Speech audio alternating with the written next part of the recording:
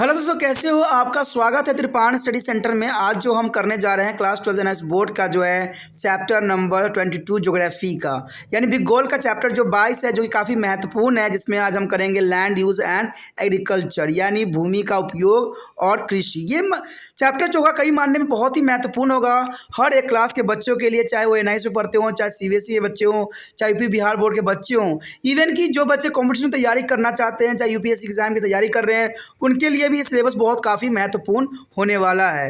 लेकिन ये सब चैप्टर स्टार्ट करने से पहले एक बात जो मैं हमेशा कहता हूँ, जिसको आपको सोचना भी चाहिए, विचार भी करना चाहिए और अमल भी करना चाहिए, वो ये कि जब भी वीडियो देखिए पूरा देखिए, क्योंकि अधूरा जानकारी सदैव खतरनाक होता है। साथ में एक इंपॉर्टेंट बात ये भी रहता है, अगर आप पहली बार वीडियो देख रहे हो तो लाइक शेयर सब्सक्राइब करना मत भूलना, क्योंकि दोस्तों लाइक कीजिएगा तो बनाने वाले का मनोबल बढ़ता है, सब्सक्राइब कीजिएगा तो इससे ये होता है कि जब भी मैं कोई वीडियो डालूंगा उसका नोटिफिकेशन आपको समय रहते मिल जाएगा। और देखिए शेयर का मतलब ये होता है कि आपके थ्रू ना जाने किन बच्चों को हेल्प मिल जाए, ये आप भी नहीं जानोगे, इसलिए जो है आप शेयर जरूर करो, ठीक है। व्हाट्सएप स्टेटस पे भी लगाओ। दोस्तों एनएसएस सेंटर जो है कई मानने में बहुत से बच्चों के लिए हेल्पफुल है, चाहे वो 8th क्लास हो, 9th 10th 11th 12th हो, चाहे वो एनआईएस बोर्ड के बच्चे हों, ठीक है, चाहे बीए एमए के बच्चे हो, सभी क्लासों के लिए कुछ ना कुछ जो है त्रिपाण एनएसएस सेंटर में उपलब्ध है। तो इसलिए आपके लिए ज़रूरी है कि आप सब्सक्राइब करके इसको चैनल को जो है सेव कर लो, नहीं तो बाद में अगर रिसर्च करोगे तो शायद आपको ये चैनल प्राप्त ना हो।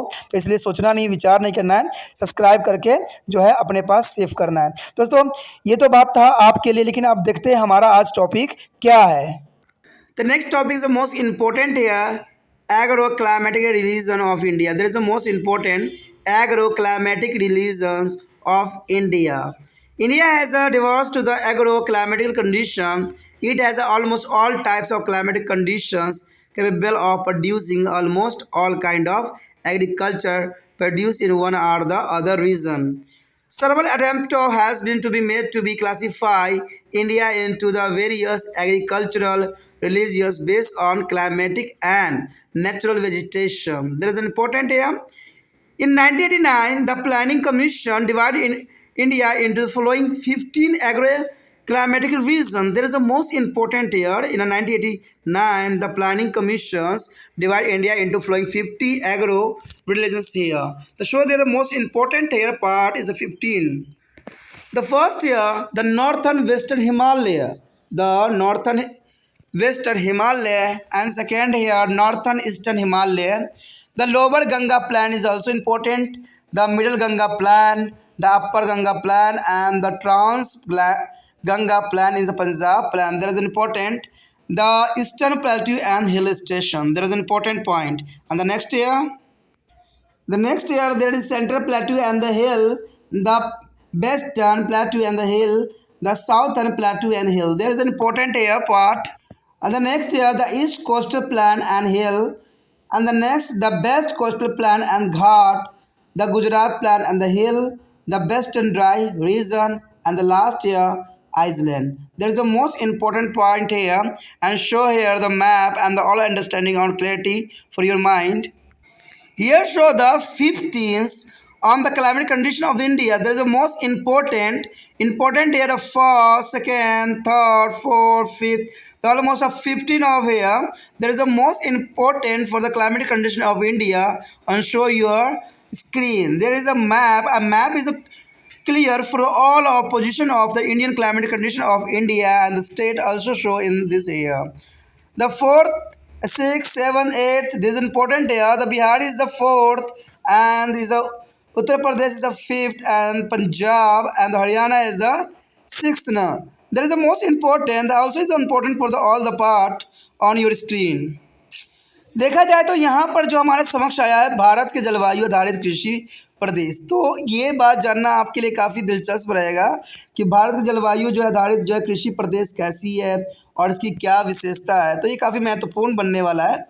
कहते हैं भारत में जो है असामान्य एवं विविधतापूर्ण जलवायु आधारित कृषि प्रदेश है, तो इसमें कोई दो राय नहीं है, भारत में असामान्य एवं विविधतापूर्ण जलवायु आधारित कृषि प्रदेश है। कहते हैं भारत में कृषि प्रदेश इतने अलग अलग डिफरेंट है, क्षेत्रफल कम होते हुए भी भारत में जो है इतनी विविधताएं पाई जाती है। यहाँ लगभग सभी प्रकार की जलवायु वाली जो स्थितियाँ विद्यमान हैं, जो कि काफ़ी महत्वपूर्ण बना देता है भारत को, जिनमें हर प्रकार की कृषि उपज किसी न किसी प्रदेश में प्राप्त किए जा सकती हैं। कई प्रयासों के बाद भारत को जो है विभिन्न कृषि क्षेत्र में जलवायु तथा प्राकृतिक वनस्पति के आधार पर बांटा गया है, जो कि नीचे हम देखेंगे भी और समझेंगे भी, काफ़ी महत्वपूर्ण है। यानी भारत की जलवायु आधारित कृषि जो है काफ़ी महत्वपूर्ण रहता है। कहते हैं वर्ष जो 1989 में भारत के योजना आयोग ने भारत को 15 जलवायु आधारित कृषि प्रदेशों में विभाजित किया था, और ये 15 जो है काफ़ी महत्वपूर्ण है। तो चलिए देखते हैं ये 15 को क्या खासियत है। पहला आता है उत्तर पश्चिमी हिमालय प्रदेश, दूसरा आता है उत्तर पूर्वी हिमालय प्रदेश, और तीसरा नंबर पे आता है निचला गंगा का मैदान। ठीक है, आगे है मध्य गंगा का मैदान, उसके बाद है पाँचवा ऊपरी गंगा का मैदान, छठवां है पार गंगा का मैदान जो पंजाब मैदान के अंतर्गत आता है, उसके बाद है पूर्वी पठारी एवं पहाड़ी प्रदेश। तो यहाँ पर जो है 7 दिखाए गए हैं, जो कि काफ़ी महत्वपूर्ण पार्ट यहाँ है। उसके पश्चात आता है मध्य पठारी एवं पहाड़ी प्रदेश, पश्चिमी पठारी एवं पहाड़ी प्रदेश, दक्षिण पठारी एवं पहाड़ी प्रदेश, कहते हैं पूर्वी तटवर्तीय मैदानी एवं पहाड़ी प्रदेश, पश्चिमी तटवर्तीय जो मैदान एवं पहाड़ी प्रदेश आते हैं, जो काफ़ी महत्वपूर्ण यहाँ पर दर्शाए गए हैं। आगे और भी है, देखते हो कौन से हैं। आगे आप देख सकते हो कि गुजरात के मैदानी एवं पहाड़ी प्रदेश भी इसी के अंतर्गत आता है, और पश्चिमी शुष्क रेगिस्तानी प्रदेश, द्वीप समूह, तो काफ़ी महत्वपूर्ण है। और ये बात को मैप में भी समझना काफ़ी महत्वपूर्ण होगा कि भारत के कृषि जलवायु प्रदेश किस प्रकार है। तो देखिए प्रदेश को हम जो है मैप में समझने की कोशिश करें। यहाँ पर आप देख सकते हो कि भारत के कृषि जलवायु प्रदेश यहाँ दर्शाया गया है मैप के अंतर्गत, और इसके जो है नंबरिंग की गई है 1 से लेके जो है 15 तक नंबरिंग की गई है। तो ये काफ़ी महत्वपूर्ण है, और इस नंबर से आप ये ज्ञात कर सकते हो कि किस राज्य में किस प्रकार की जलवायु होती है। ठीक है, और इस जलवायु के अंतर्गत जो है कृषि की जा सकती है, इसमें घूमा जा सकता है। तो ये काफ़ी जो यहाँ जलवायु प्रदेश दर्शाई गई है, पैटर्न दर्शाई गई है, कई मानने में हेल्पफुल है हर एक कार्य के लिए। तो यहाँ पर जो है 15 राज्यों के दिखाया गया है, और सबके जो है विषय में विस्तार पूर्वक बताने की कोशिश किया गया कि इस प्रदेश में जो है किस प्रकार की जलवायु रहेगी और इसमें क्या विशेषताएँ हैं। तो ये मैप जो है कहते हैं समझाने के लिए पर्याप्त है कि इसमें सारी बात दर्शाई गई है। आगे देखते हैं यहाँ टॉपिक हमारा क्या है। The next topic is the most important here, cropping pattern. There is important here cropping pattern here. According to the cropping pattern, there is agricultural land is devoted to be different crop in a region or state or country at a particular point of time is called the cropping pattern here. There is important cropping pattern. The cropping patterns of a region and outcome of the long-term agriculture practice, a social custom and traditional physical condition and historical factor. There is an important point here. There is the first here is a cropping pattern. What do you mean to cropping pattern here? The agricultural land devoted to be different crop in a regions or state or country at a particular point of time is called cropping pattern. This is important here. The next here, the feature of changing of cropping pattern. There is an important point. Feature of changing crop pattern. The changing crop patterns in India as under first dominance of food crop over to the non-food crop. Dominance of food crops over non-food crops here. In the time of independence, more than 75% of the total area sown in the country was devoted to the production of food crops. Gradually, when there is a commercialization of agriculture, farmers in India have started to shifting area to non-food crops. Now the relative share of area under food crops has declined from to 76.7 due to 1950 to 51 to 65.8 during to 1999 to 2000, and this trend to shown a commercialization of agriculture in India. That is important here. This trend to the shown commercialize of agriculture in India. The next here, variety of crops growing. There is an important here, variety of crops growing. Almost every kind of crops are growing in India as it is endowed with a variety of soil. These crops can be grouped into a food crops, fiber crops, oil seed, and medicine plant and spices. Food crops are two types, generally here and the non-kernel. There is a kernel and non-kernel. There are mainly two types, kernel and there is a non-cereal. Or among there is a careless rice, wheat, millet, and important and pulses is a common next, and this is a oil cereal. Similarly, a number of spicy and the medicinal plant are also is cultivated throughout the country. Emphasis is placed known on production of the oil seed because a large amount of foreign exchange is spent on import of edible oil. A special of attention is also given to the production of medicine plant, fruit, flower and vegetables. The next year, dominance of kale among the food crops here. There is an important within the broad groups of food crops is kale, like a wheat and rice, dominant. About 82% of area under food crops has been put to be cultivation of kales. This is due to the better price, less risk and production, and their ability of better seeds. There is important and the next year decline in our choruses carols. Jowar, bajra, maize, milts, whereas the sector is called chorus are inferior careless. The area under these crops to the total area under a careless crops has a decline a significant from to 48% in 1950 to 51 to about 29% in 2001, and this is due to spread of the irrigation facility, improved input and a shift of composition of pattern of the people. There is a most important here decline of courses of careless. The next year decline are important of kharif crop. There is important here. There are mainly three cropping season in India: kharif, rabi and zaid. There is important three cropping season here three only: the kharif, rabi and zaid. The kharif season is corresponded to the rainy season, and while the rabi season there is a winter.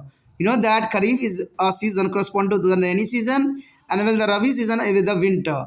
The short period in between to the harvest of the rabi crops and the sowing to the kharif crop is called zaid season. Till the recently of kharif crops has been to the contribute the large share of crop production in India. There is an important point here. But this dominance is one of decline.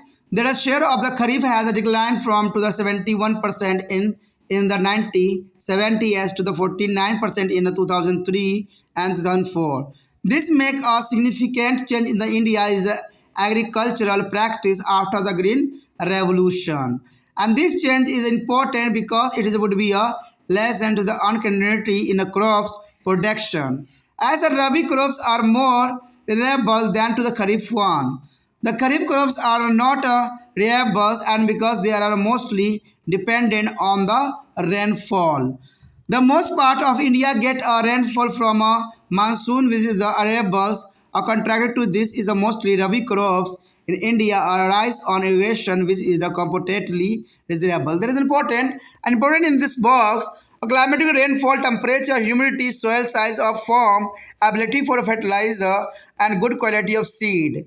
And the irrigation of facility and price are insensitive, and there is a factor which affect the cropping pattern. There is the most important point here. The effect of cropping pattern here is a climate, rainfall, temperature, humidity, soil, size of form, ability of fertilizer, good quality of seed, irrigation facility and price. Insensitivity other factor is important.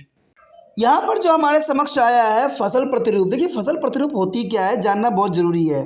तो यहाँ पर देखा जाए किसी प्रदेश या राज्य या देश में कृषि योग्य भूमि जिसमें विभिन्न प्रकार की फसलें किसी खास समय में बोई जाती है तो इसे फसल प्रतिरूप कहते हैं। यानी किसी भी प्रदेश या राज्य में जिसमें विभिन्न प्रकार की फसलें किसी खास समय में बोई जाती है इसे हम फसल प्रतिरूप कहते हैं। किसी एक प्रदेश में अपनाई जाने वाली फसल प्रतिरूप उस प्रदेश में वर्षों से चली आ रही है। तो ये काफ़ी महत्वपूर्ण है। किसी एक प्रदेश में अपनाई जाने वाली फसल प्रतिरूप जो है उस प्रदेश में वर्षों से चली आ रही है।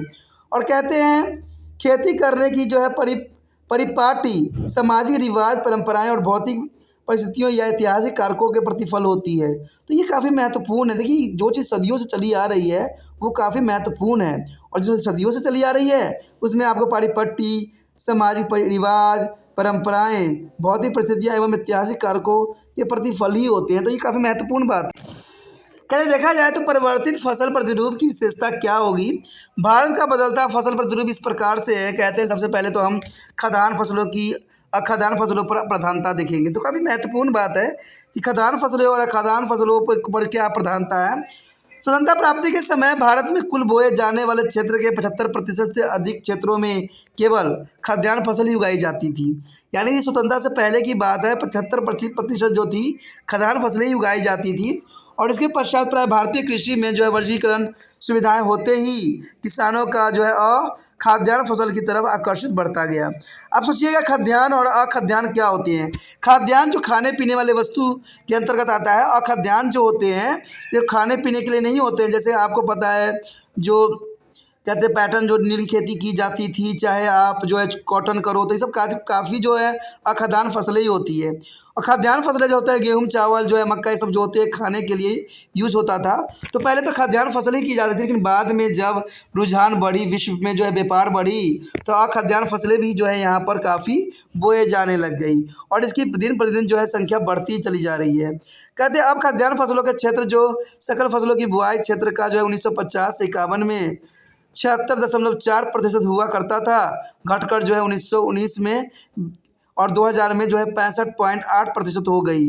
तो काफ़ी महत्वपूर्ण बात यह दर्शाया गया है कि 1950-51 में काफ़ी अधिक प्रतिशत थी, लेकिन आज घट के जो है बहुत ही कम हो गई है। ये रुझानी भारतीय कृषि में जो है वर्गीकरण को प्रदर्शित करती है कि ये जो है वर्गीकृतकरण के जो है यहाँ पर काफ़ी समझ दिलाती है। तो बहुत ही महत्वपूर्ण बात है यहाँ पर। उसके पश्चात आता है फसलों की किस्में। देखिए फसलों की किस्में भी काफ़ी यहाँ पर महत्व रखता है। प्राय सभी प्रकार की फसलें भारत में उगाई जा सकती है क्योंकि देश में विभिन्न प्रकार की उपजाऊ मिट्टी पाई जाती है। तो ये काफ़ी महत्वपूर्ण है कि सभी प्रकार की फसलें भारत में उगाई जा सकती है और क्योंकि देश में विभिन्न प्रकार की उपजाऊ मिट्टी पाई जाती है। भारत में कृषि फसलों के विभिन्न प्रकारों को इस प्रकार वर्गीकृत किया जा सकता है। यानी देखा जाए तो इसको 5 भागों में विभक्त किया गया है। पहले खाद्यान्न फसलें थे, उसके बाद रेशेदार फसलें हुए, उसके बाद तिलहन हुआ, फिर औषधि गुण वाले फसल हुए, फिर मसाले हुए। तो इसको 5 भागों में विभक्त किया गया है। खाद्यान्न फसलें, रेशेदार फसल, तिलहन, औषधि गुण वाले फसल और मसाले। खाद्यान्न फसलों को भी 2 भागों में जैसे अनाज और दलहन में बांटा गया है। यानी खाद्यान्न को 2 में अनाज और दलहन के रूप में बांटा गया है।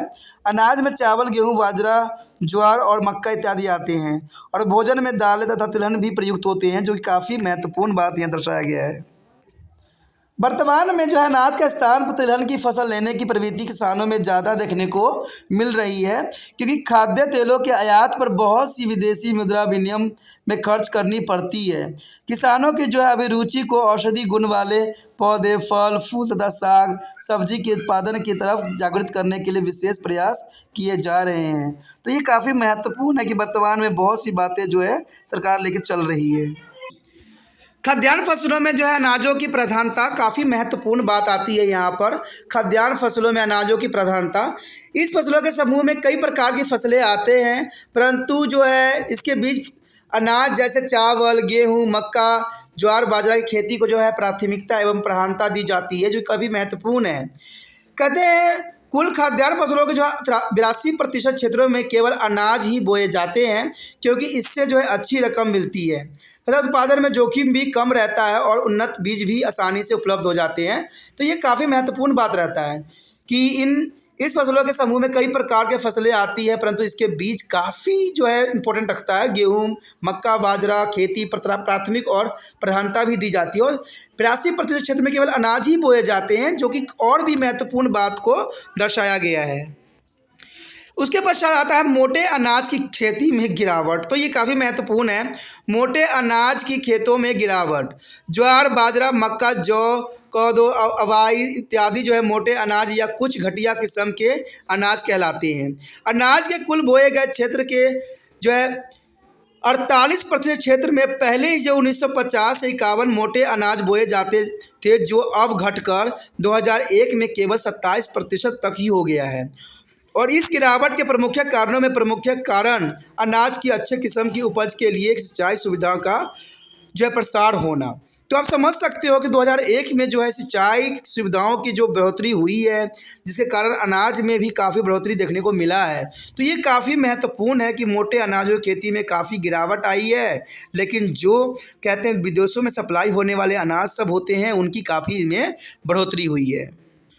उसके पश्चात हमारे समक्ष आता है खरीफ फसलों का घटता महत्व। यानी खरीफ फसलों के घटता महत्व भी काफ़ी महत्वपूर्ण बात आता है कि भारत में 3 मुख्य फसल ऋतु है। यानी भारत में 3 प्रमुख फसल ऋतु है, खरीफ, रबी, जायद। कहते हैं खरीफ जो है ऋतु फसल है, वर्षा ऋतु से मेल खाती है, तथा रबी फसल जो है शीत ऋतु से मेल खाती है। तो आप समझ गए होंगे कि खरीफ की फसल जो है वर्षा ऋतु में बोई जाती है और इसमें धान को महत्वपूर्ण स्थान दिया गया है।